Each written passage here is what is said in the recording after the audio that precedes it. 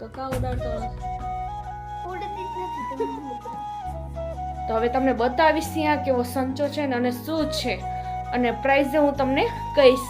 કેવું લાગ્યું? સારું છે? આ રહ્યું એનું મશીન જો મસ્ત છે, કંઈ ઘટે નહીં.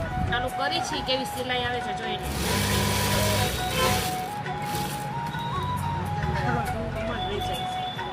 હાલો હવે ભરી દો. સંચો લઈ લીધો છે, જો પેકિંગ થઈ ગયું છે ને હવે આમ જો બારે જા કાઢે છે.